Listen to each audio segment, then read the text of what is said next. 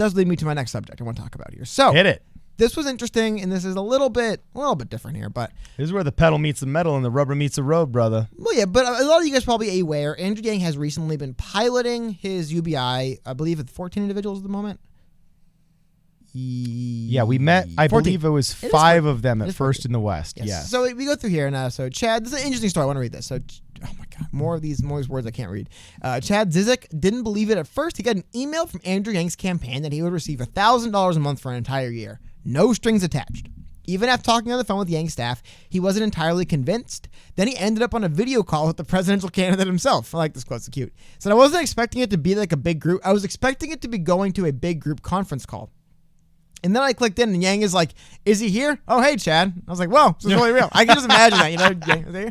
So, Chad was It's like when you get a call from a number you expect to be a solicitor or a robot or whatever, and all of a sudden somebody actually just says, "Hi, is this Cardin?"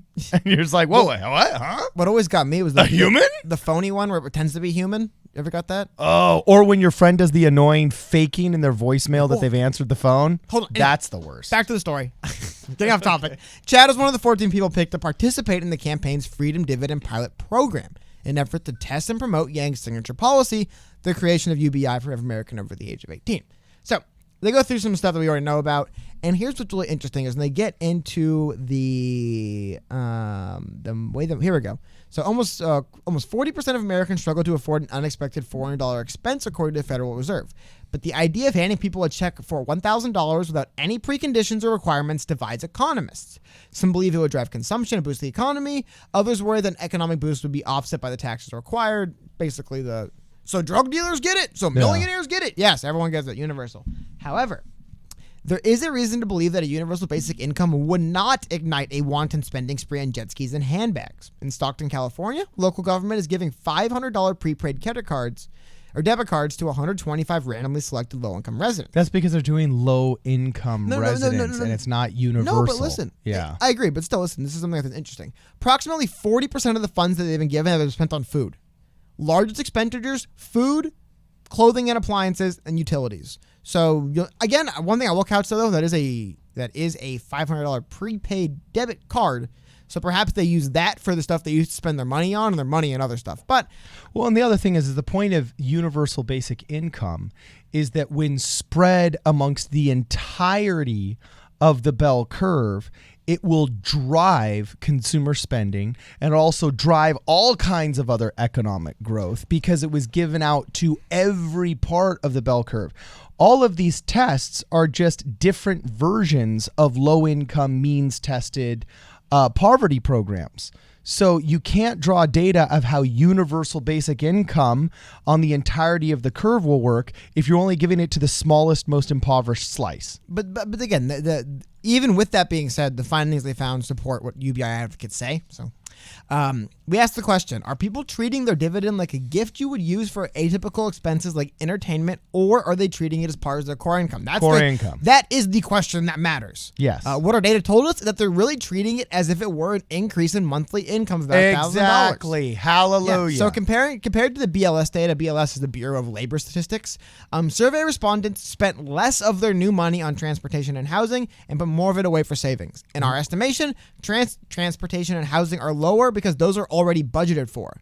The duo believes that the spike in cash saving represents a dream scenario for most Americans who lack the income to set aside a rainy day fund. Yeah, what do you know? One last thing. If they truly saw this as more of a Christmas gift, we would see entertainment, apparel services, and other much higher than they are said left. Which is, I do agree, it's one of the neat things. This is literally proof that UBI works. Well, yeah, well, at least again, I always say this. When people say, will UBI work? If I give you $1,000 and you spent it every month, it works. Yeah, it works. Is it important? You know what I mean? The question is never, a lot of times people say, can it be done? Will it work? That's not the question, man. You can do a lot of stuff will work. Will it help? Will it be beneficial? Okay. The goals you set out, are those goals being met? And it looks like, though, like you said, we're seeing, because the big thing here is there's always the people saying, well, people just quit their jobs and live on $1,000 a month. And the argument I always give people is like, well, why not keep your job and just get $1,000 a month raise? Like the average American would rather, because here's the thing, and we're going to get into some other quotes I pulled aside. This leads to another argument. I'm sure, Cardin, you've heard, we all heard this argument, people talk about, well, if people don't have to work, isn't there like dignity to work? There's like lessons, there's like hard work. It's good to work. And I think one important thing is that a lot of UBI advocates misunderstand, and I understand semantically why not advocates, people who are against UBI, I get the semantics of it. When you look at it as if it's a basic income, so everyone lives on $1,000 a month. No, yeah. Everyone starts there and then makes more money on top. Income, the same way we are now. That's just them misunderstanding the true definition of income. Income is literally just meaning money that is incoming to you. Now, traditionally in the colloquial tongue, income has kind of meant the salary a man receives from his primary employment, but that's not the true definition of income. I have 5 incomes.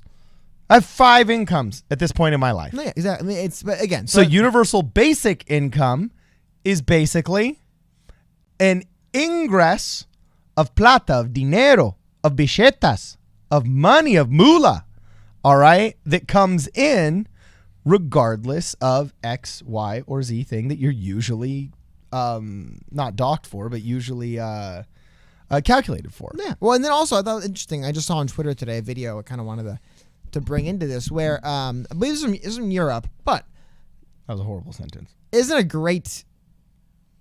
Anyway, I'm trying not to be unfair, but when people talk about the dignity of work, sometimes this is what people hear. So I'm playing that. A real approach to skilling people up. Okay, the minutes Chris, quick come back there on the national minimum wage. You shared an article on your Facebook page saying that disabled people work for less than the minimum wage. Would you care to defend that? Did you read the article? Yes. You read the article and it was about people with learning difficulties, about them being given the opportunity to work because it's to do with the happiness they have about working.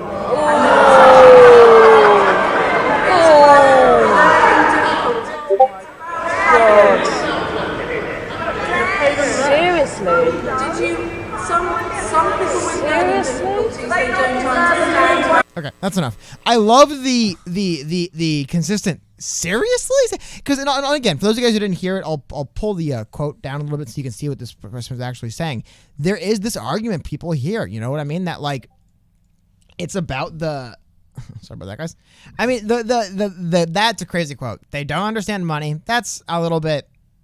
Who doesn't understand money? I'm talking about people with learning disabilities. However, this was interesting. It's about the happiness to work. That is what terrifies me about the other big argument we're seeing right now, which is a federal jobs guarantee, is that people are happy when they are being productive and working towards a thing, not just work. People aren't happy because they're folding up Big Macs in a box and giving it to you. That doesn't make people happy. Now, if I like to whittle and I'm whittling canes that people use to walk around, only somebody in an ivory tower that might make would say me that. happy, right? Like, let's say, for example, someone enjoys knitting, and it's like I just knit for no reason, and then you start knitting hats and sell them, people buy them and they wear them and they're happy. That makes people happy. That's fulfilling.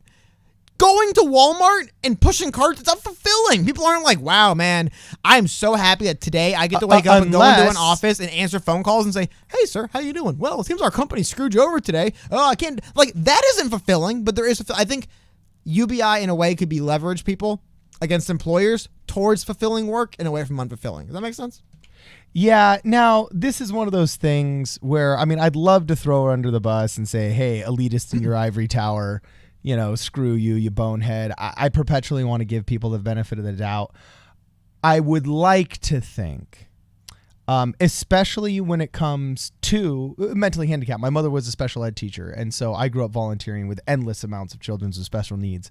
And there, something I did notice is oftentimes, one of the reasons my heart broke with these perpetual increases that we had in the minimum wage here in California was in a company I had started. We had an autistic kid in our one of our church groups who absolutely loved just after school being able to come over and work at this simple task, cleaning up some things, washing some things. And he had 4 or 5 simple tasks that he could do after school, and he loved it because he got positive reinforcement. We were happy to see him. It was a simple job he could do. His parents loved that he had a job, and he's like, you don't understand. He's looking forward to this every single day, you know. But as the minimum wages increased, unfortunately, we had to get rid of him. You know what I'm saying? Because now all of a sudden it's no longer justified. I'm sorry, we got to let you go. And I remember one of my clients also hired another kid with a mental handicap just to move boxes around in the warehouse. And just the kid loved it because, it's not because he loves the work. This isn't the sign above Auschwitz. You know what I'm saying? That whatever, I think the stupid translation was like, work will make you free or something bogus like that. It's that through work, you can be productive, or you can find a skill set, or... Well, I think the idea that you're saying is that, like, for example, moving rocks isn't very fulfilling. But if I'm moving rocks to help my community build something that's going to be the betterment of us, that is fulfilling, because the end is the fulfillment. It's not the I'm so glad I get to push shopping carts around to help Walmart operate more efficiently. But so when she says happiness to work, I'd like to think that she wasn't thinking, yes, serfs. Serfs are meant to work, while us, the elitists, are meant to supervise. Well, this is a tweet from Joe Biden just today, where he said a job is about a lot more than a paycheck. It's about dignity. So being able to look your kid in the eye and say everything's going to be okay and mean it. Too many people can't do that today. We have to rebuild an inclusive middle class and restore the dignity of work. And again, it's like, I think if you want to talk about the dignity of work, again, dude, if all I did every day was chop logs, but it was so we could like light a fire to like make sure the community stayed warm, it's more fulfilling than if all I do all day is chop logs because the government said, if you want your money, you better do this. Or if Walmart says, you want your money, dude, you got to stock those shelves. It's not like I go home and be like, man, dude, all those people are able to buy their socks faster because I stock the shelves. Like, I think Joe Biden did a much better job. My only beef with this is that when he says we have to rebuild an inclusive middle class, no, it's not. The inclusive middle class builds itself. You need to get out of its way. And the first politician in England, I think, no, it's not about the happiness to work. It's about happiness, and work can be included in that happiness. Well, no, it's about creating like I said, it's the end that becomes rewarding. Right now, there's no like local, like I said, when you go to a Walmart, you don't feel like I am helping my local town buy groceries. You feel like I'm helping. And that's a problem with corporatism in general. Like these soulless companies are not tied to their communities like small businesses are. And even if they have these cool Super Bowl commercials showing how we want to give back X amount of dollars to each community, they view outreach as advertising, not as legitimate community support. Well, and one thing someone told me, actually, when you go to grocery stores or whatever, and they're like, hey, you want to donate to UNICEF? I guess a lot of companies just pledge X amount of dollars at the beginning of the year, and then throughout the year, they collect that money and just put that into the fund the money came from. You know what I mean? We'll donate $1 million, and throughout the year, they try to ask people to donate, and then the money you give them, they just put back into their own account to make up for the $1 million they donated. So it's like, it's a circuitous thing. Honestly, it's better that way, because what if they say, we're going to do this UNICEF program, and nobody gives them money, and they give UNICEF a $5,000 check? Like, that doesn't look good. They'd rather take the hit the other end. But anyway, I just wanted to, I thought I'd be interested talking about this, because there is always, I think it's a cool discussion just to keep an eye on in this country. And it's the thing about UBI, people always push back, well, don't you need a job to have, like, and it's like, look, man, trading time for a job that's unfulfilling, I don't think is the worst thing ever. I just definitely think something like UBI helps that ratio come down a bit. Dude, working 6-7 hours a day at a job you don't love, but it gives you money to do the things you do love, that's not the worst thing ever. That's kind of capitalism. You trade labor. It's almost like that's the human condition, practically. Exactly. So that being said, I think UBI helps us because trying to move everyone towards a fulfilling job they like is impossible. Trying to make it so people are less shackled to their jobs is easier to do. Does that make sense? Well, it's like oil in an engine. Yeah. Like, we understand there has to be a piston and there has to be a core and so on and so forth. But right now, America is bone on bone. That stat said that 40% of America can't afford unexpected $400 expense.